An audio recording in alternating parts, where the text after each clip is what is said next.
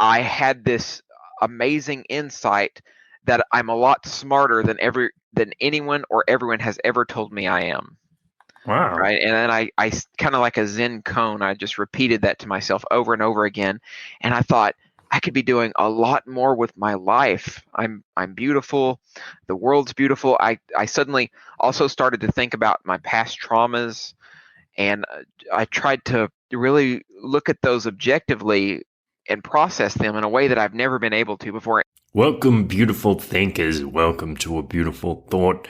That was a clip from this interview with Sterlin Lujan talking about his experience the first time that he took MDMA, the drug or the substance known as ecstasy, or sometimes Molly, which is a bit of a confusing term as Sterlin describes in the interview.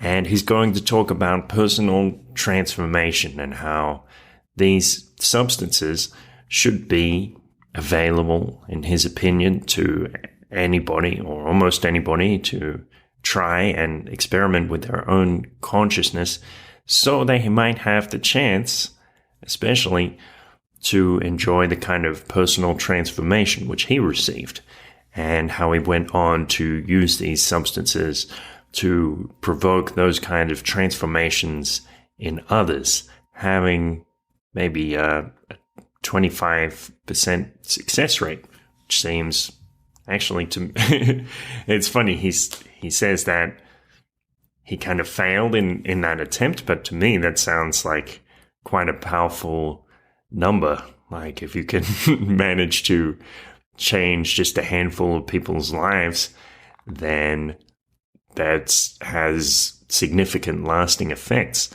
So let's talk about that. Of course, you can check out his website, and he's got his blog on there at sterlinlujan.com. And if you like this episode, please share it around. Have a think for just a few seconds about who might enjoy this or who might gain something from this, maybe some insight about personal transformation. Send them a message giving them a little reason to listen to this. Let's begin.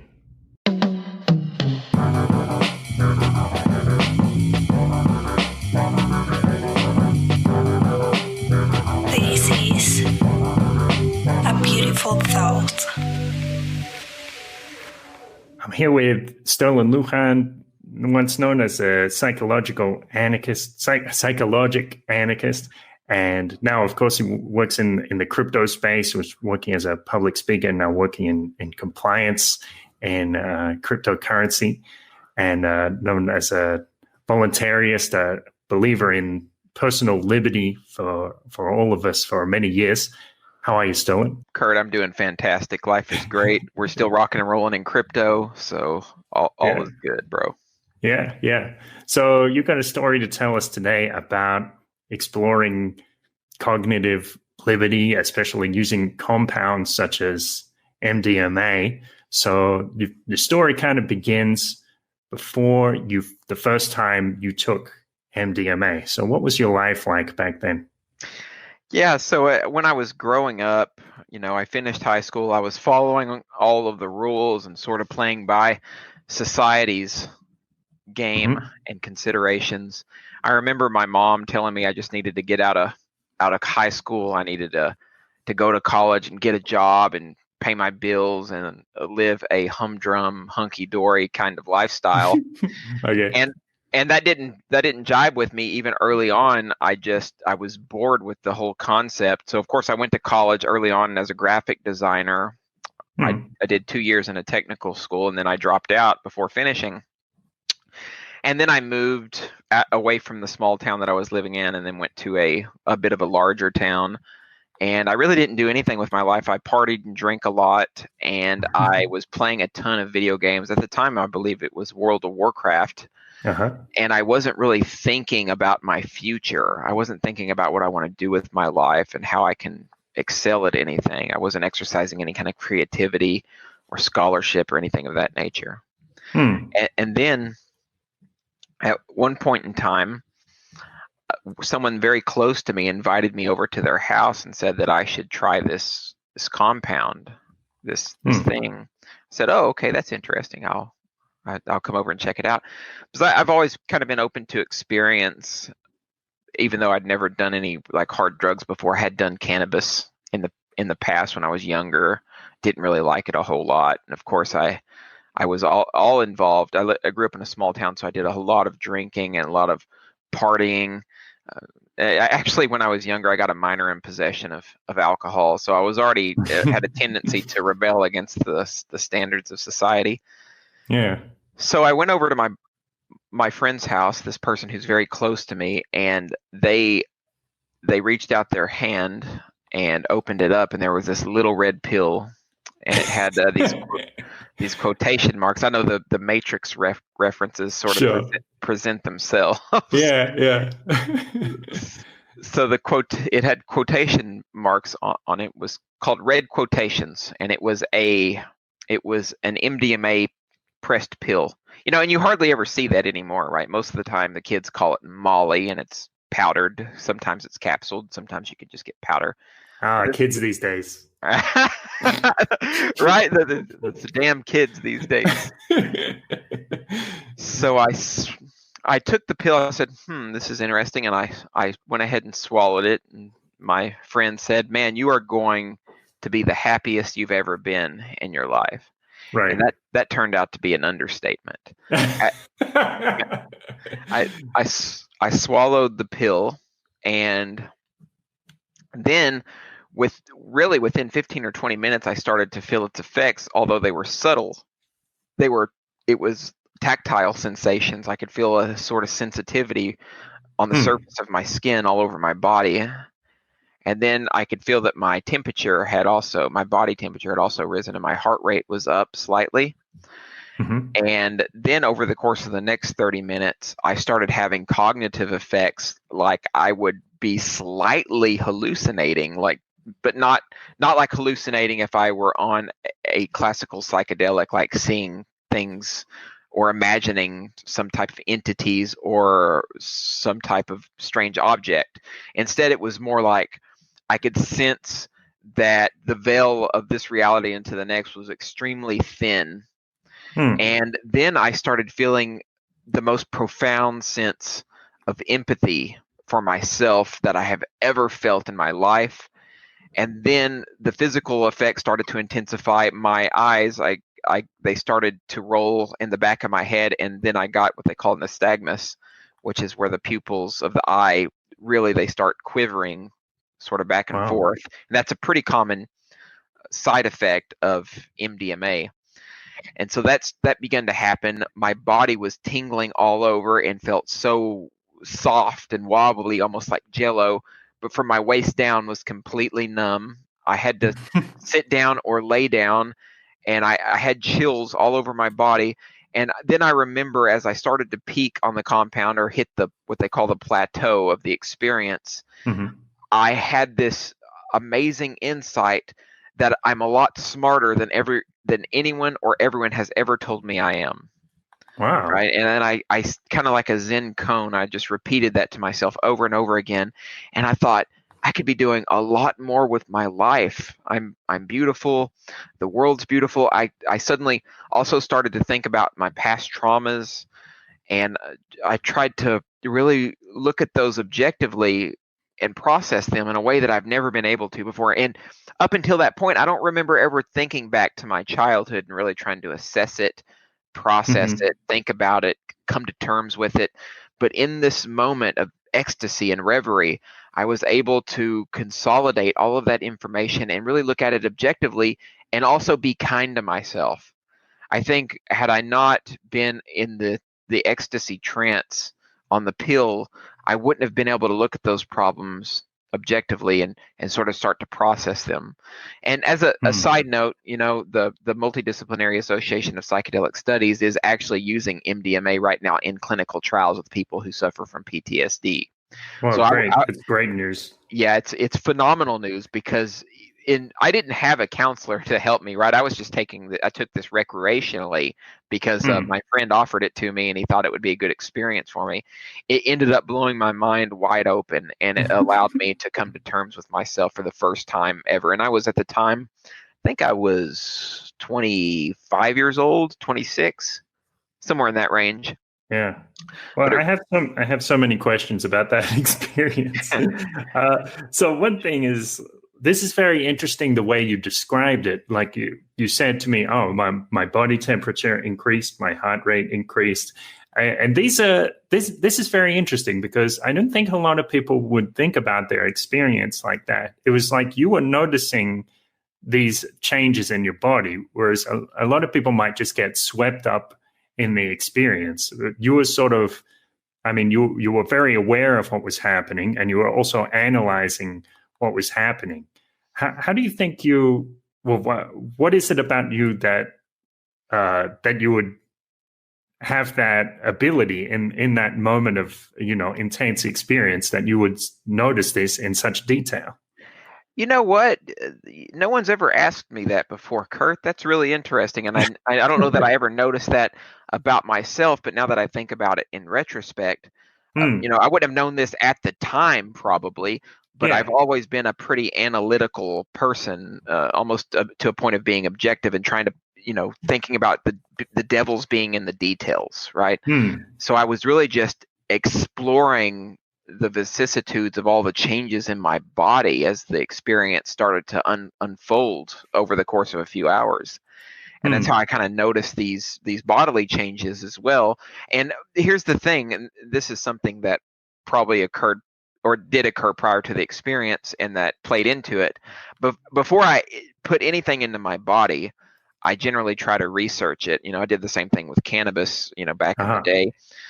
So I hopped onto the Arrowwood site, which was even in 2009 already up and running and super popular. And I read everything that I could about MDMA before I actually took it. And I did. So from that, I knew about the physiological changes. Aside from the quasi-psychedelic and the entactogenic effects that would take place, I knew that some things were going to happen to my body, and I wanted to pay attention to those so I could make sure nothing bad happened, right? Or I would know if there was an issue.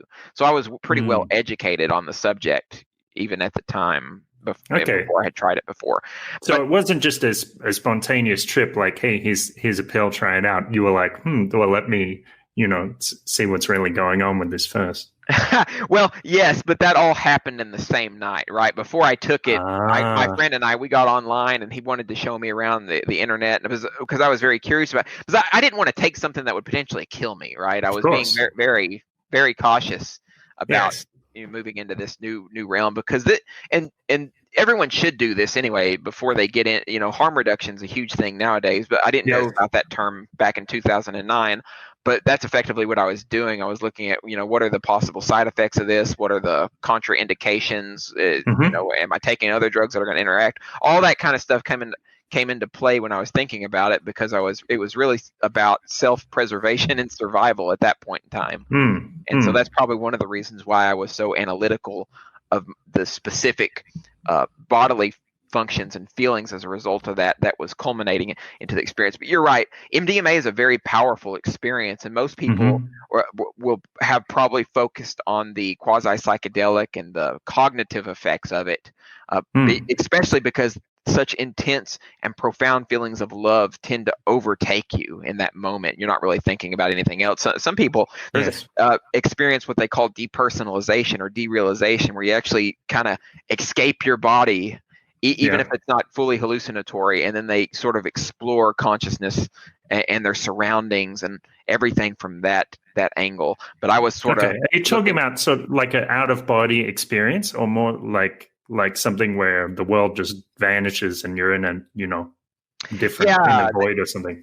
The latter, right? Because I think it wasn't really an out-of-body experience as it was just a heightened... one of the best ways to put it is, the brain, we filter a lot of information regularly, right? Because we would be overwhelmed with sensory stimuli if the brain didn't actually filter out a lot of the things that were objects and things and stuff and stimuli that we're surrounded by.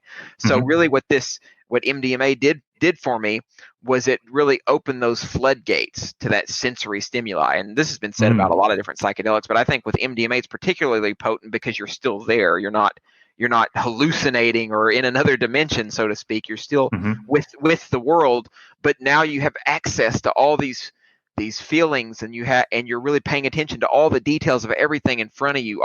Suddenly, like minor objects, even like a keyboard or a phone that's in front of you that's recording a voice, all of a sudden these objects take on new meaning, and it almost becomes surreal in that sense, and you're really perplexed by them and entertained and interested by them, and suddenly there's a depth of meaning to it that wasn't previously there. You just opened up to the grandeur of reality, really, as you experience it in the moment. And that was my experience as I started to come up on the compound and reach the peak or the plateau experience. Yes. All right. So here's one thing that I wonder about. So having researched it so much, of course, a lot of the time people are wary about telling too much about their experience or trying to give expectations about these kinds of experiences, because it's like, well, you're going to have your own experience anyway.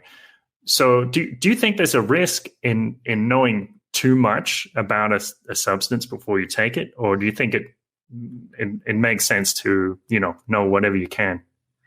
Well, yeah, that's a good question. Because I think everybody experiences the substance differently because of their own body chemistry and mind and setting, as Timothy Leary call it. That can all, change due to expectations. But I do think it behooves anybody to learn as much about the compound, if only for safety precautionary reasons, but also learning the different kinds of experiences that other people have can help prepare you to deal with any potential negative experiences or psychological issues you may confront. Because a lot of times these chemicals, even in MDMA, as safe and as anti-anxiety as it can tend to be, some people still have panic attacks and those kind of things while on the substance. So it's good to be with good people, and good environment, which is the setting, and it's also good to have a somewhat of an understanding of your mind and mental state at the time before taking it. Of course, I wouldn't say that my setting was perfectly fine, but I wouldn't say that my set the first time I used MDMA was absolutely perfect. But I think with MDMA, it doesn't have to be perfect, because I think what the compound is ultimately going to allow you to do is to understand your mindset to begin with, and then to explore different aspects of your past and your history and your thought processes currently, and also your future and what it could potentially look like. So I think it's smart to understand what you're going to put into your body and all the different kinds of effects, but it's also good not to get just so caught up in it that it may alter your actual experience when you have it. So there's a kind of a feedback loop with understanding compounds and education, and then the actual event or act of experiencing it. Yes. Well, in your case, I mean, obviously you had certain expectations about the physiological effects, but it sounds like you couldn't really be intimately prepared for what finally happened with this kind of layers of meaning and insight about yourself. Like that just went far beyond anything you could have expected or could have read about.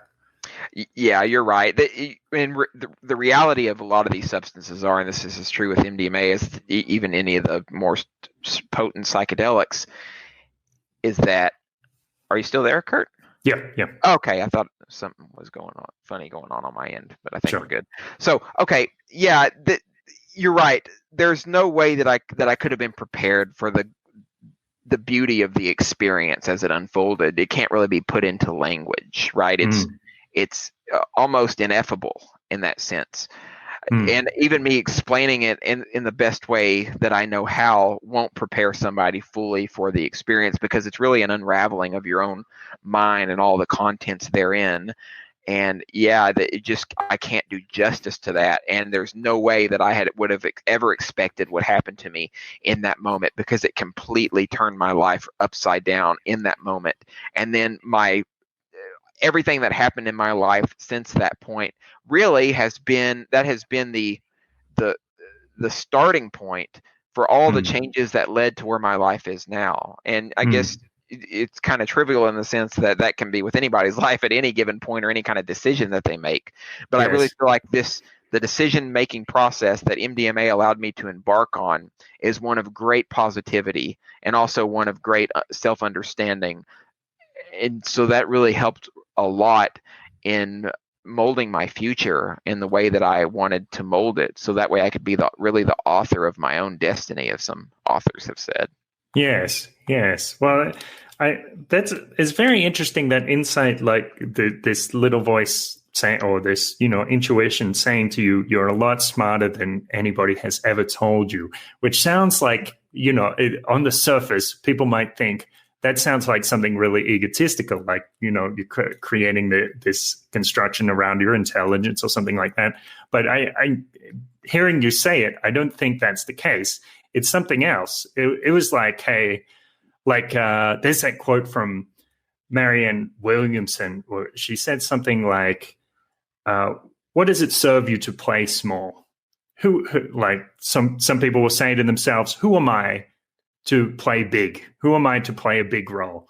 And she says, well, you are one of God's children. So who are you to play small? Go ahead and, be everything you can be. And that seems like the kind of message that you were getting. Oh yeah, that's absolutely beautiful. I'd never heard that quote before, but yeah, that's it. And I think that I can add to that, really, it was in the moment I didn't fully grapple with this, but I think it was also a critique of not just my upbringing, but the public school system and the system as it's set up.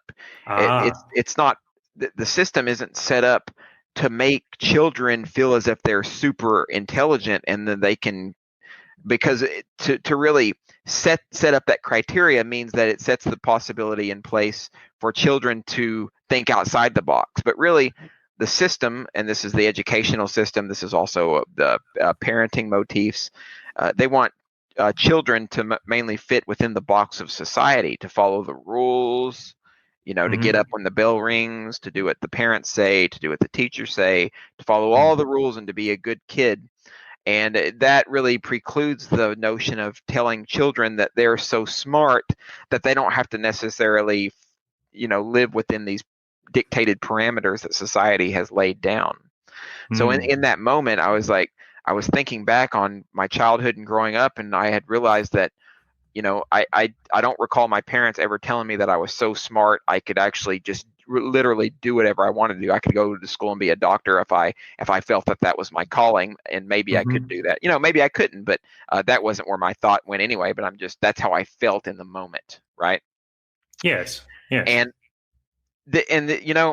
I think there is a case to be made that if we have and this is what I think I experienced in the moment, a quantum personality shift on the compound, because I started living my life completely different after that experience in order to amplify those experiences in my day-to-day life, and also to make basically try to achieve a sort of happiness, right, which I wasn't trying to achieve before. And I think if people really analyze what they've been taught as children, what the school system taught them, what their parents taught them, but then they try to live outside of the scope of that and try to achieve more, it's necessarily going to imply they're going to have to break some rules, and they're going to have to try to create a life for themselves that isn't restricted by that paradigm. I like that term you used, quantum personality shift. How would you define that, or how would you put it in other words? Yeah, sure. So a quantum personality shift in my mind is like an immediate, full-fledged personality change. Like you're one way, one moment, and then literally seconds later, you're a completely different way. Behaviorally, psychologically, interpersonally, relationally, in every single way, your whole demeanor has changed, and to the point where you almost wouldn't be recognizable to someone else who's known you for a long time. That's the nature of a quantum personality shift, and that might be expanding it a bit. I'm sure that most people would still recognize traits, that I've had You know, Yes, sure. I've always been kind of a nice guy. I don't think that really changed. Like really open to other people, pretty trusting. Like that probably has stayed the same. But the way that I live my life at that point in time had changed completely. Like my goals that I had set, really, I didn't have any goals before that. Well, I started to set goals for myself, and I guess this kind of moves into the next section of the experience. As I was on the come down of that MDMA experience, I did something that I'd never done before. I got on. This is when Wikipedia was just becoming popular, right? 2009. So I went on to Wikipedia and I jumped around. I think the first thing I started just reading about philosophy, Greek philosophy, and then the philosophers from that point up, you know. And then I read all of the nihilists or postmodernists, which include Nietzsche and Schopenhauer and those guys. And I read. So you were just reading. You were reading about them on Wikipedia, or you started to read their books as well. First on Wikipedia. The Wikipedia thing, I mentioned that because that was literally the morning after. Because of course I was still awake, because as if anybody in your audience doesn't know, MDMA, it also has amphetamine-like properties, so you're not going to be sleeping for a while after the hardcore experience. So I was still up in the morning. I was on Wikipedia, and I was starting to read stuff that I had never read about before. I had never just read about philosophy for the fun of it prior to that experience. Right. Well, that was going to be my question, actually, because this is the first time I did ayahuasca. I remember we got to the ceremony, and we met this fellow there, and he's like, "Oh, yes, I've done it a few times." And he's like, "What do you say?" He's like, "How do you say tarea in English?" He's like, "Ayahuasca gives you homework." And we're like, "Huh? Homework?" And it's like, when we took this ayahuasca ceremony, there were things in the, you know, visions that we saw, people that we had to talk to in our personal lives. Like I talked to my parents and people from high school and all this kind of thing. And it was all like it was the integration, in a sense. It was like, here is the insight. Now, what are you going to do with it? And so you immediately took action. You did something you'd never done before. And that affirmed that transformation, that made it real to you, in a sense. Yeah, that's right. Because I remember this clearly when I was, after I had come down, I pretty much had the thought that life would never be the same for me in some form or fashion. And of course, I started immediately questioning. One thing I did question right away was like, this drug is blanket banned as a Schedule I substance in society. And I started to, for the first time ever, ask the question, why? Everyone said, I remember thinking this, everyone has said that drugs are banned for a reason, because they'll destroy your life. They'll make your brain turn to mush. They'll make you a thoughtless zombie, etc. Right? All the negative propaganda. And this did the exact opposite. I'm reading philosophy immediately. Nothing that anything I had ever been through in school had really encouraged me to do or gave me the impetus to want to do actively. Right? Took the MDMA one time, and it unmade everything that I'd previously experienced in school. It was like a whole education in a pill, really. And then, of course, and you're right. You got at this a minute ago. I went to the library also that same morning after for the first time ever, and I got a few books that I've never would have read in the past. When I was a kid, I did read some fiction, works of fiction, but I had never read nonfiction before. So I went and picked up. I remember the books that I got. I got a book on theoretical physics, someone who was writing about Einstein.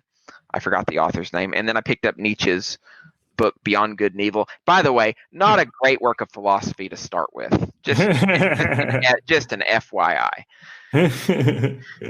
Okay, because there's certain things that can be misunderstood or why. Yeah, I mean, he's a complicated philosopher, but he also has some ideas that I don't really. Of course, today, being a full-fledged voluntarist and anarchist, I mean, he didn't believe in systematizing his ideas.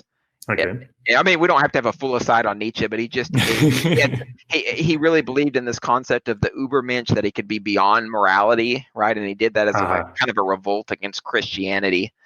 Yeah. And he wanted to be it really was a sign of the impending enlightenment, right?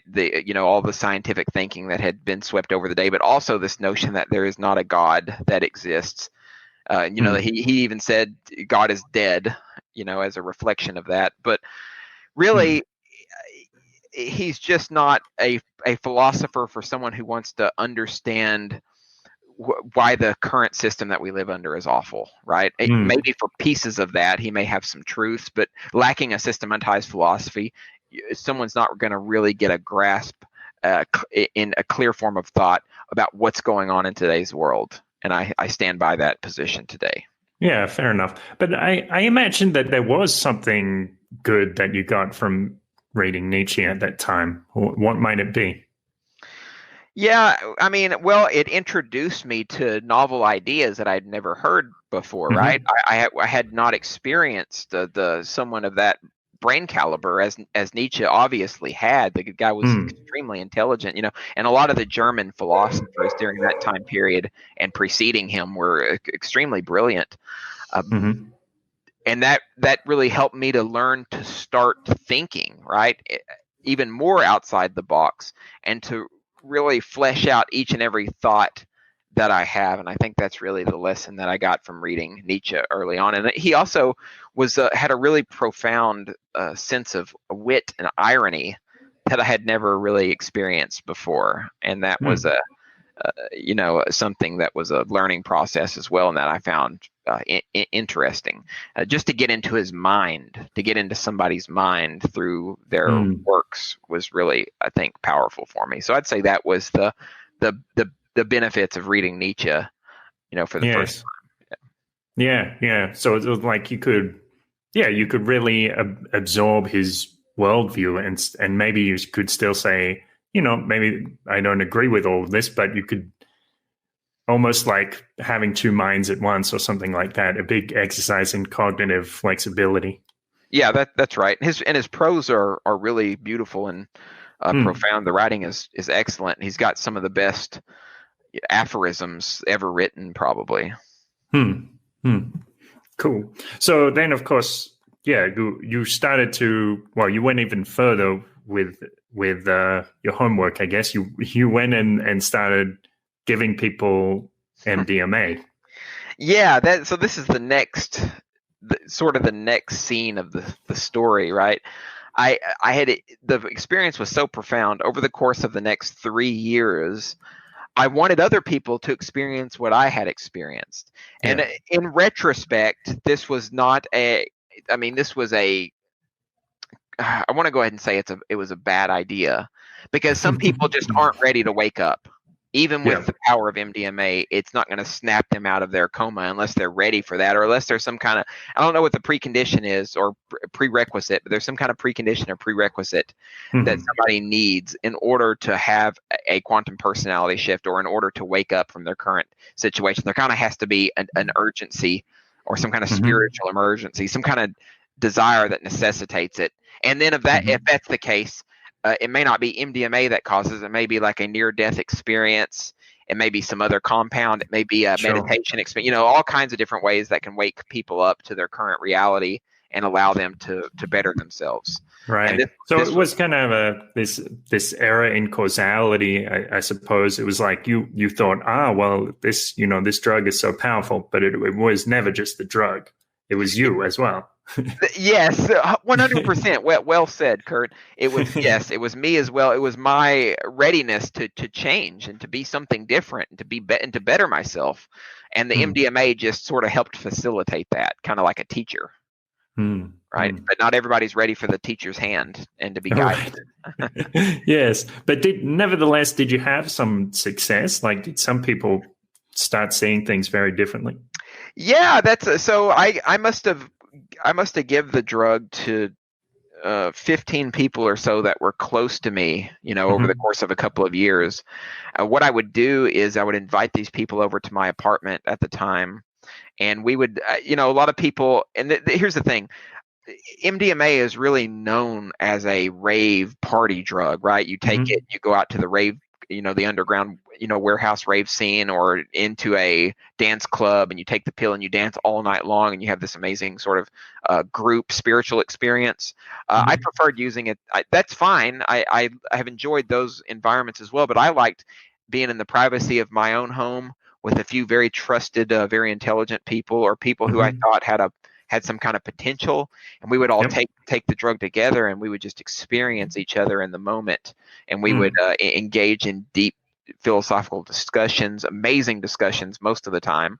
And everyone that I brought to my apartment, none of them had ever experienced MDMA before, and I want to say at least 3 to 4 of them had life-changing and life-affirming experiences that they have never forgotten about. And actually, I'm glad you brought this up, because even recently, I think last year, a guy that I hadn't spoken to in about 9 years, since I lived in that town where all of this took place, this individual had messaged me on Facebook and said, "Sterlin, I just want to thank you in retrospect for showing me everything that you showed me and introducing me to MDMA and having the discussions we had. It has permanently altered my attitude toward life, toward the current system that we're in and everything else." So this is one special case, but I have had a couple of these folks who have come back later on and who have said, "Thank you for doing what you did." But with that said, I also had the people who I gave it to, and there was a few people I gave it to for the first time, and it literally had no effect on them at all. Like which was super weird to me, right? Yes. So that's got to say something about your brain chemistry and the serotonin that's currently existing in your brain, and there's a lot of things going on there, both probably internal and external, that would cause a person not to have the experience. When I know with 100% certainty that what I gave them is pure, good source stuff. So that has happened before. I've seen it not do anything at all to people, or at least they claim it didn't do anything, and I didn't see any of the physiological effects that are obvious when people, if you see someone on MDMA and you've been around it, if they're quote unquote rolling, right? Sure. If they're having a strong experience, it's very apparent. Yes. Well, I wonder if that really is. Of course, there's that maxim, when the student is ready, the teacher will appear. Well, is there the converse of that? When the student is not ready, no teacher will appear. The teacher doesn't show up for work. Yeah, and that's possible. I mean, it's a very strange thing, right? I mean, it blew my mind that the couple of people that I gave it to had no experience whatsoever. Because I would sit there next to them, and as the time wore on, I would ask them, how do you feel? What kind of experience you having? And they were just like, nothing. Like they weren't feeling anything at all, and just wow, okay. And then there were some people who seemed like they just sort of enjoyed the physical aspect of it, like the amphetamine like energy, like they'd go outside and they'd do cartwheels and stuff, and they'd jump around. But they didn't really seem interested in exploring the very obviously empathetic side of MDMA, the cognitive side of it, the spiritual side of it, if you will.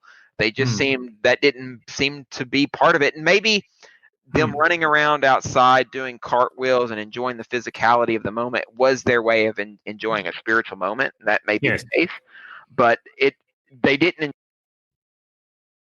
Yeah. So you're saying about people who experience this childlike state, or this fun state, the physicality of the experience. Yeah, it's almost like maybe they regress to a more childlike state, and that's their way of processing some kind of information or something that happened to them. Or maybe they're just a physical type of person, and they just like to run around, and that's the way they express their empathy and their happiness and their excitement in the moment. And perhaps that's the case. And I never really, these are people that I would ask them about their experiences, and they just said, "Man, that was awesome." And for them, it was all about that, the physicality, that physical action, that activity. They'd go out and they'd do cartwheels in the grass. They'd roll around on the grass. They'd jump around. They'd be extremely happy. But you could still tell they were, they were completely rolling balls, right? Their eyes was in the back of their head, and nystagmus was in full force. They were smiling the whole time. But the way that they expressed the experience, was a bit different than the way that I did. I mean, I did get physical, like, because I remember I was working out a lot when I first did it, and the first thing I did was I did some push-ups, right, to really get in the spirit of it. And then when I was done doing push-ups, then of course is when the peak hit, and I really started all the introspection. And then also when I was coming down, when I was analyzing all of my past experiences, I remember crying for a good deal of time. I want to say I bawled for 30 minutes to an hour nearly straight, processing past traumas and things that that had happened to me, or that I had perceived happened to me, whichever the case may be. And then I was able to consolidate all that information and then finally process it, which really helped, which I really think helped me grow. But these people that we were talking about, I didn't notice any of that kind of material or action. And for the record, it's been a very long time. I haven't, of course, this was 10 years ago. And this is something I do want to bring up, because I think it's important. I did MDMA back then a lot. Like I was taking a pill, and this is a lesson of what people shouldn't do. I was taking a pill or two a week, on a weekly basis. I was taking a pill or two, and I did this for about a year to 2 years, almost straight, with maybe a month break in interim breaks, right, between uses. And this is way too much MDMA. And MDMA itself is not really considered a dangerous drug. There's some myths out there that it can put holes in your brain, and most of these myths have been busted already and have been found to be fallacious and scientifically invalid. But it is smart that you don't need to use the drug all the time, because there is a case to be made that the magic, quote unquote, of the drug can eventually wear off. And then if you take it, then after the magic has worn off, it doesn't work near to the level that it used to. And to this day, if I take MDMA, it doesn't have near the same effects that I experienced on it when I was a young man. So. Yeah, well, personally, I've only ever taken it once, one fateful New Year's Eve, and I'm in no rush to take it again, because it was like, it's interesting. I don't know if everybody can do this, but it almost seems like sometimes when I take a drug like that, I can analyze it a little bit and say, okay, so that's a kind of experience that I can have. Of course, when I try to reproduce it on my own, it's never yet been as high as, as crazy elated as I was that night. But there is like that energy or that emotion. I can tap into that state a little bit sometimes, and I'm like, well, that's, I learned a valuable lesson. I don't necessarily need to do that drug again, or not with frequency. Right. Yeah, and that's a good point. And that should have been my experience, but also during this time, as you know, I was living kind of a rock star lifestyle. I was a drug dealer, and I was always hanging out with a bunch of people, and I was giving the drug to as many people. Well, at first it started with just my friends, right? I was giving it to my closest friends for the purposes of being like this techno psycho spiritual shaman and helping to try to wake people up. But then it became more drug dealer-esque, where I was just selling it to people who wanted it. The same mindset was in the back of my head, but I really very likely was not achieving the goals that I set for myself in the beginning. So as a self-critique, I probably did get a little out of hand.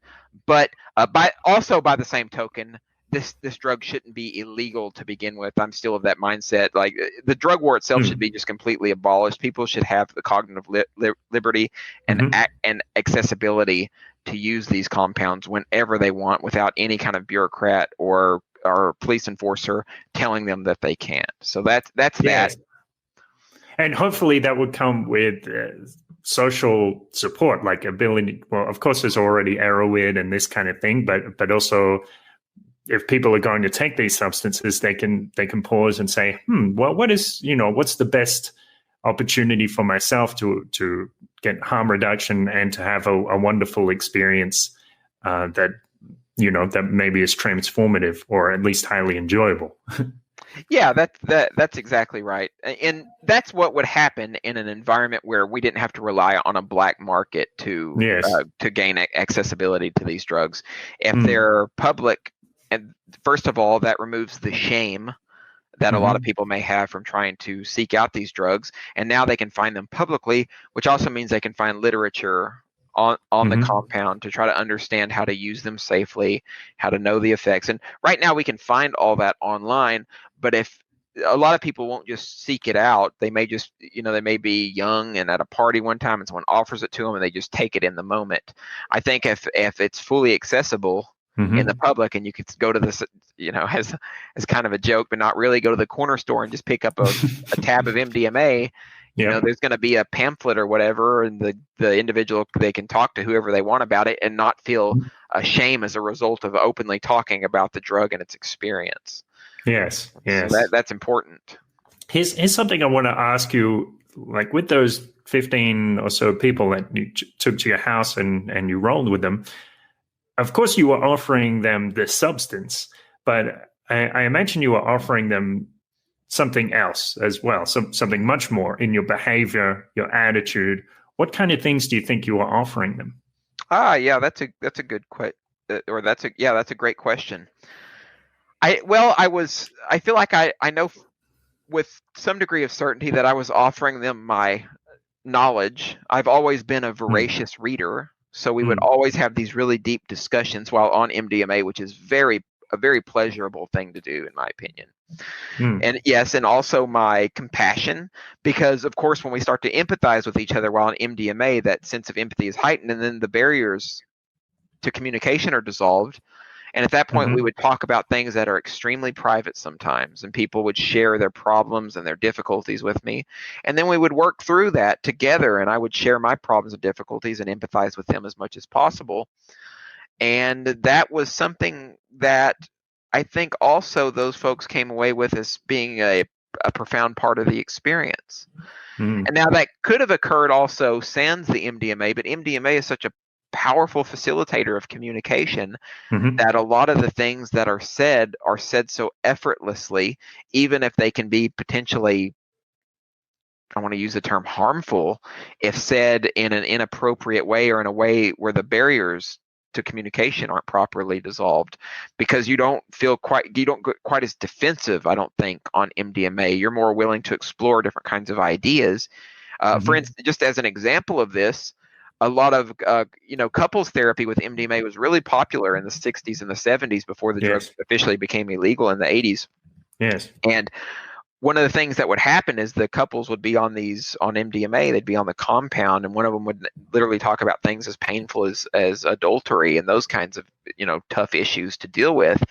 But it always happened in a way where they could find some common ground, resolve their issues, and they could even sometimes continue forward with their relationship if indeed they were in a monogamous style of relationship. So it's a now this is something that is just a piece of knowledge for the audience. It's going to be a very long time, if any time in the near future, that couples therapy will ever be able to happen again even as MDMA is being used to treat things like PTSD, and it's becoming more acceptable in scientific and therapeutic circles. Since couples problems doesn't constitute a quote unquote disease or can be diagnosed as a disease, there's no way that it can be accepted in mainstream use again, right? In order for people to be allowed to use MDMA, they have to have a diagnosable condition such as post-traumatic stress disorder.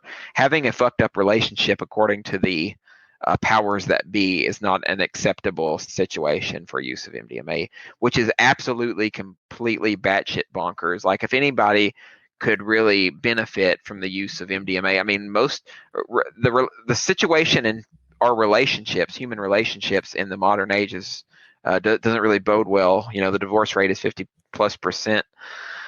And people just have difficulty communicating their feelings to each other and their issues.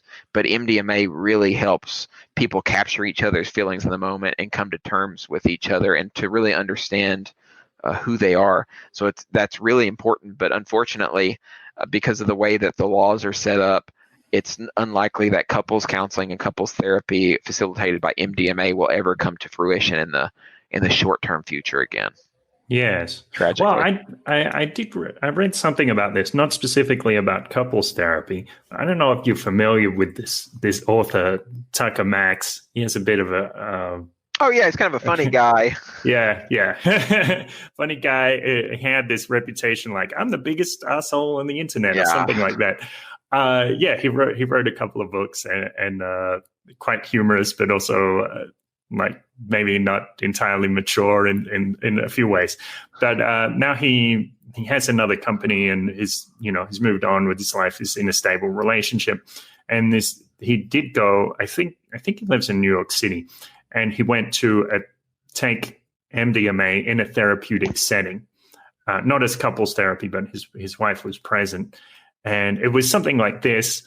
He goes in and meets the therapist and takes the substance, and he puts on a blindfold or eye mask and reclines on the couch and tries to be present with his feelings. And so that's the kind of thing that's going on. I guess you would still call that blank market, but you can actually, or people are starting to do these things in a therapeutic setting, not like just raves, somebody passes you a pill or something. So things are happening. Right. Yeah, I guess, yeah, so that wasn't something that was done in a, and I'm putting quotes around this, a legitimate quote unquote medical context, yes, or what the system would call a legitimate medical context. But you're right. A lot of this stuff is starting to happen, even if it is on the black market. So that's true. You can get it done if you really want to. Maybe hop on the dark web, find yourself a therapist, and then make it happen. That's a very fine possibility, and I wouldn't begrudge anybody if they wanted to try that out.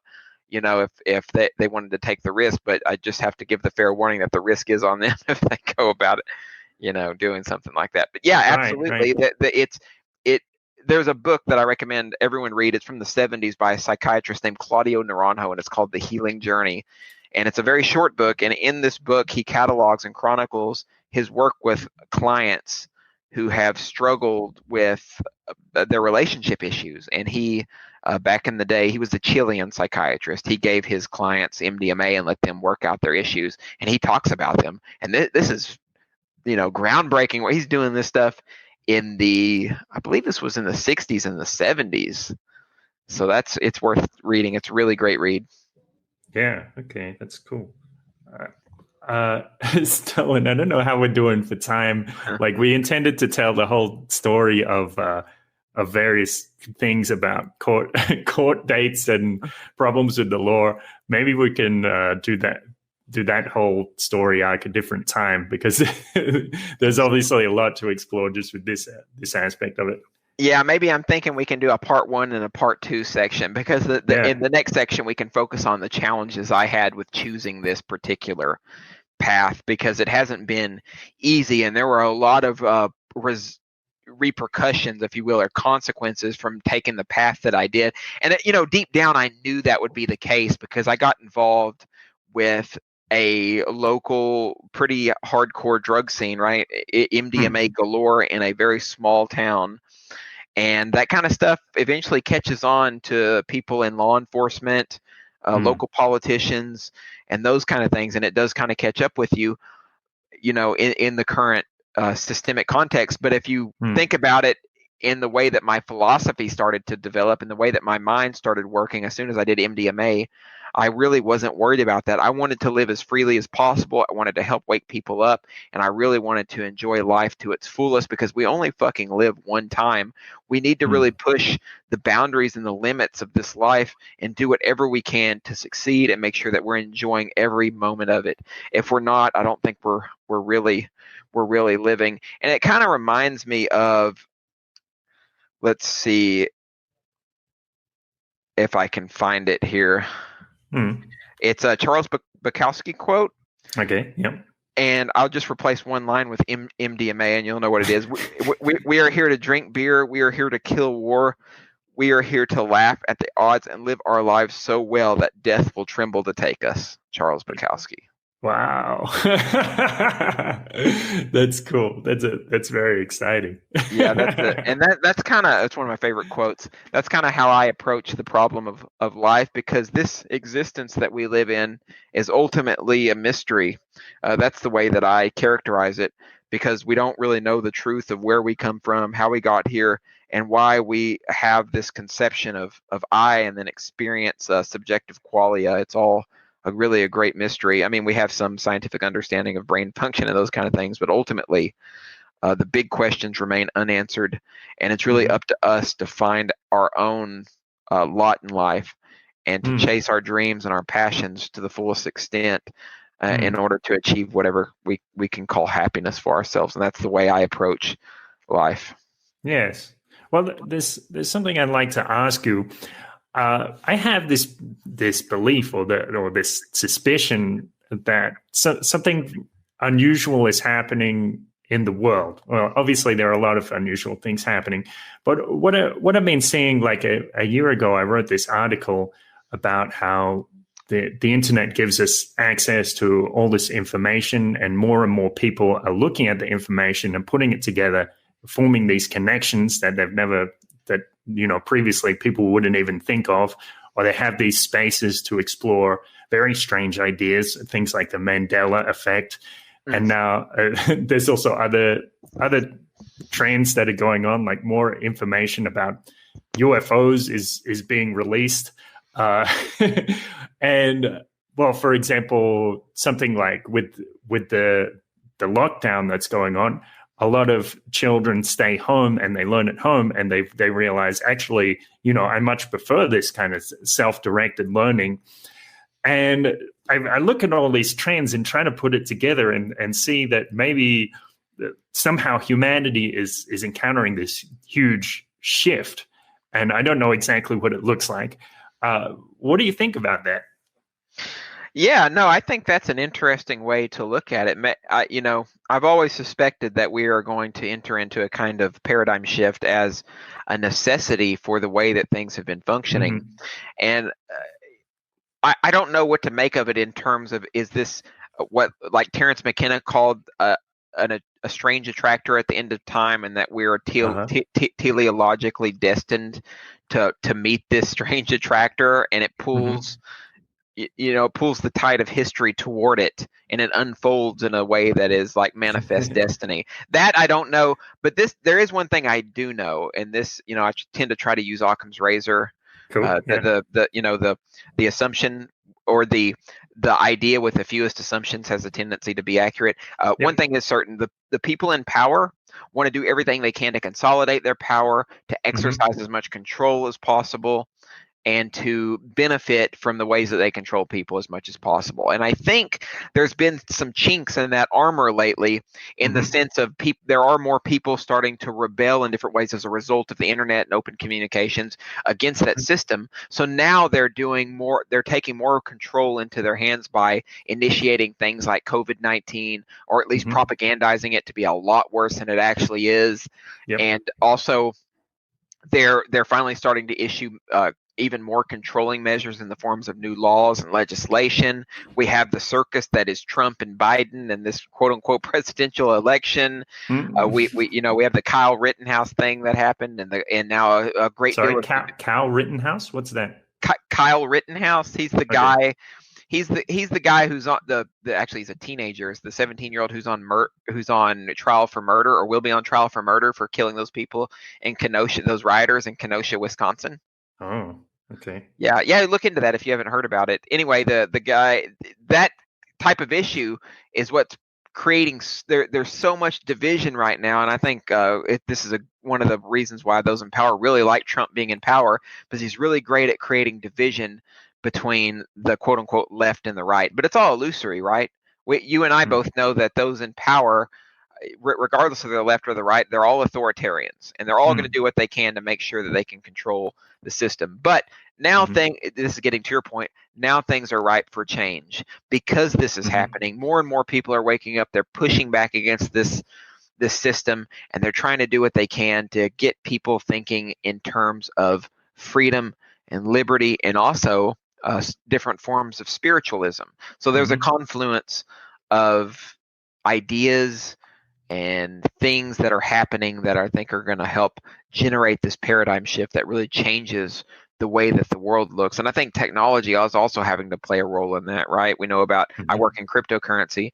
Crypto has already become super huge. The price of Bitcoin is even up right now. I think it's in the 14K range. Wow. It's something that takes power away from the political elite, and people are starting to take advantage of that and gain financial responsibility. So the tide is being stemmed. There's a bunch of things that are happening at once, a concrescence, if you will, of anti-systemic and anti-authoritarian sentiment that's just growing and hopefully gonna grasp at the jugular of the beast and help bring the beast down eventually. I think that the way that the systems are set up, especially governmental systems, that's just a piece of history, and I don't think it's a permanent piece of history. I think we're going to finally realize that those ideas were ineffective, they were evil, and they were for a more immature version of mankind, kind of like slavery, while it was an institution that existed, witch burnings,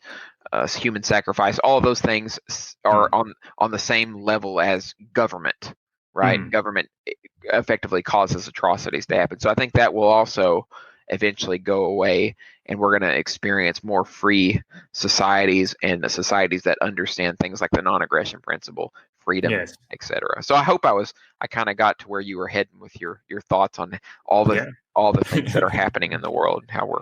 Yeah.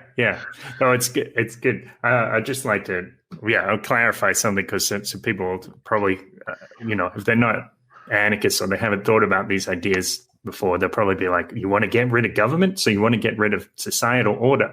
Well, no, the idea isn't it to get rid of societal order. It's to find order through other means, rather than top-down systems with people acting with some kind of false authority or violent authority.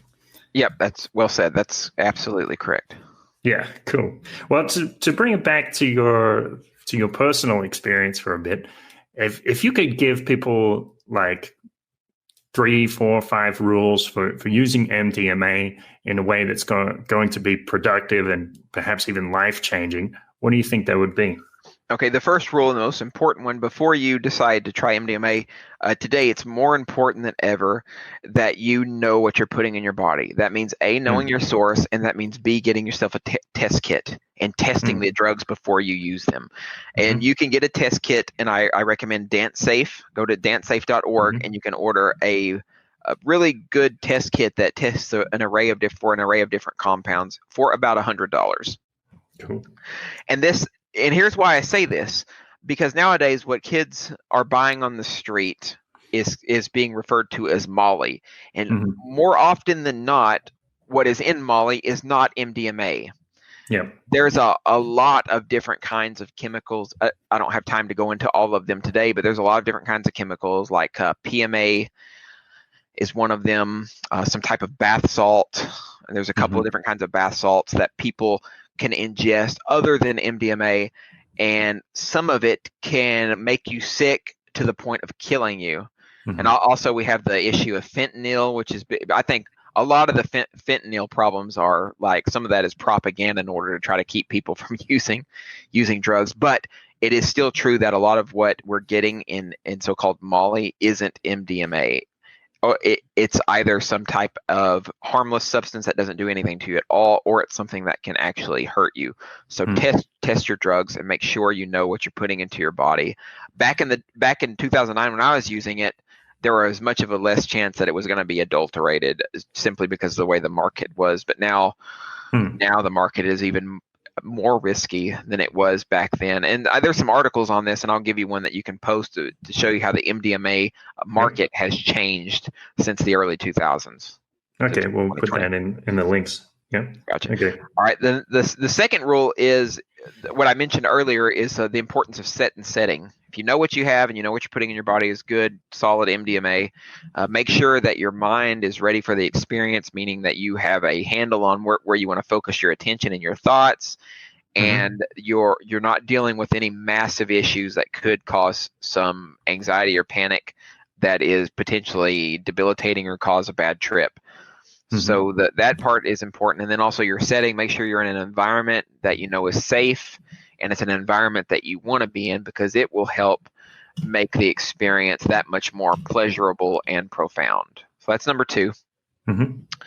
And let's see, those are the 2 most important ones. Let me see. I feel like I'm forgetting something. Yeah, I guess having a trip partner is yeah. That one is at least worth considering. Yeah, if you've never used it before, having someone there who's not tripping, like you said, a trip partner or a trip sitter, someone to watch you and to look after you while you're on the pill or on the drug and you're experiencing it. That's important in case something happens. They can help you.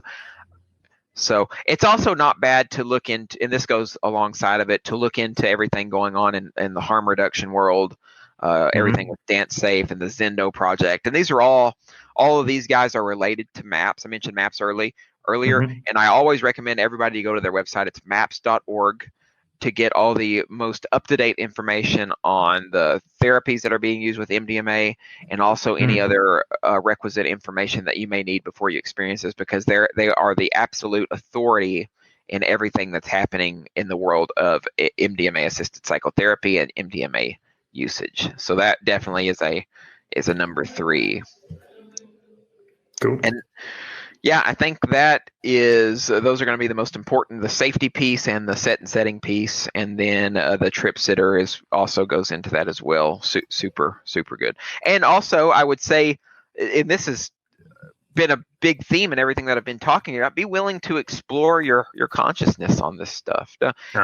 Be willing to change and to experience change as a result of it. Be willing to feel, to truly feel. I think a lot of times emotions are either repressed or squelched in us, and that's what happens a lot of times when we grow up. Parents don't let us express our emotions, and sometimes they say, "I'll hit you if you don't shut up." Sometimes they tell us not to cry and to act like a big boy, etc. So during the MDMA experience, you very well may cry. I think in a good percentage of people they will, and it has a result of them experiencing some of the trauma that they may have gone through, or some of the areas where they've had their emotional sensibilities squelched. So be willing to feel, be willing to think, be open to change, and open to experience. Right. Yeah. That's really cool. Well, one thing I think about a lot is about intention. So it's like sometimes we get insight about our lives, but a lot of the time it's not because we do it on purpose. But I find that when we set an intention to have insight, we tend to have a lot more insight. Should be obvious, but it's not always obvious. Yeah. So what we're saying is the intention's important before. Yes. So yeah, I guess that does play into set and setting, specifically in set and mindset. Before you even begin to contemplate using this compound, having an intention set. Say you are someone who you have trauma. Maybe you're a person who has gone to counseling. You've gone through a very difficult or troubling experience. Before you go to use MDMA, first of all, make sure that you're ready for that experience. And if you are ready for it, be prepared to explore that experience you had and explore it open-minded, and to see if you can. A lot of times, all that it takes, and I know I make it sound simple or trivial, but it's not, is that a person has to learn to forgive themselves. Because a lot of times, one of the cornerstones of trauma is a person often blames themselves for what happened. Right. And trying to overcome that and not place blame on the self is a big part of healing. Quintessential, really. Yeah, that's so true. Great. Thanks, Sterlin. Is there anything else you want to say before we finish?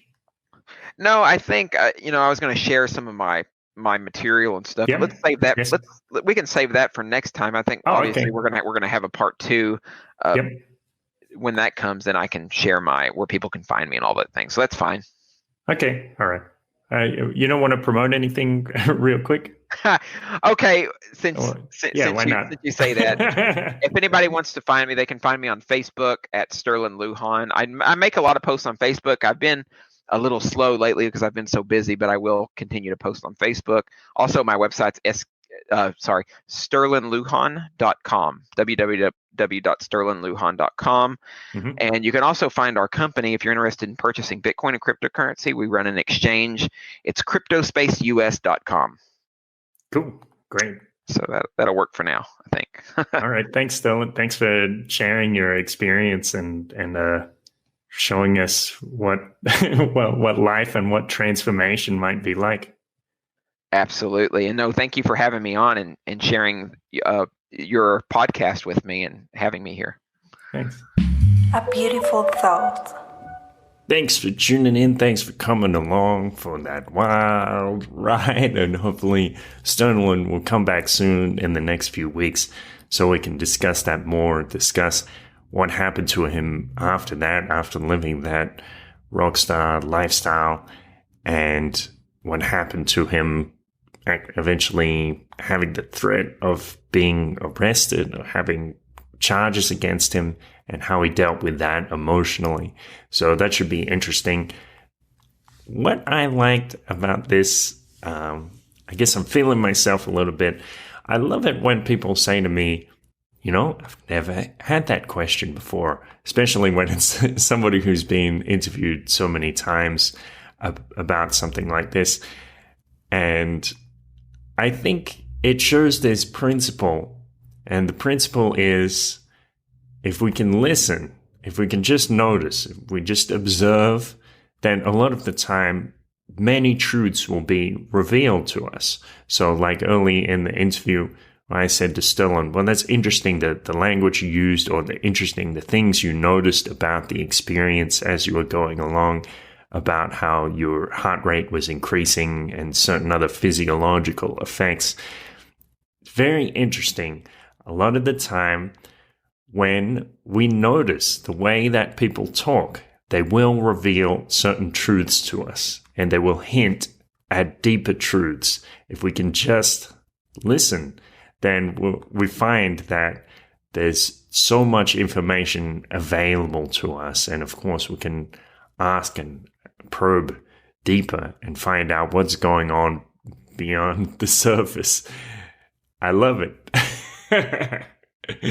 I love being able to listen so closely and find out that there might be something there just waiting for us, some little nugget of wisdom or some different way of looking at things that's hidden in plain sight. It's fascinating to me. Thanks for listening. Again, check out Sterlin's website. You can check out his blog, sterlinlujan.com. If you enjoyed this episode, please share it around. If you want to send me an email, my email address, kurt@beautifulpodcast.com. Check out the website, beautifulpodcast.com. Check out the old episodes. Subscribe on Spotify. Most importantly,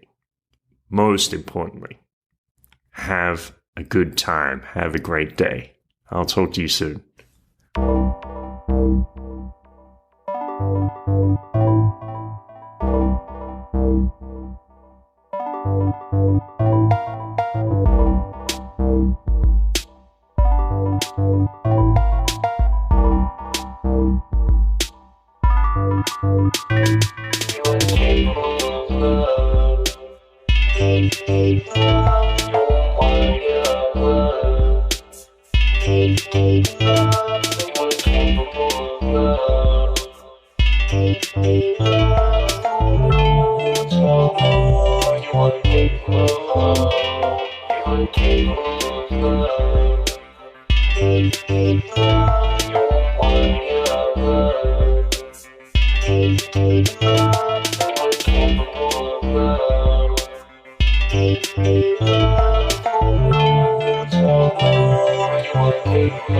You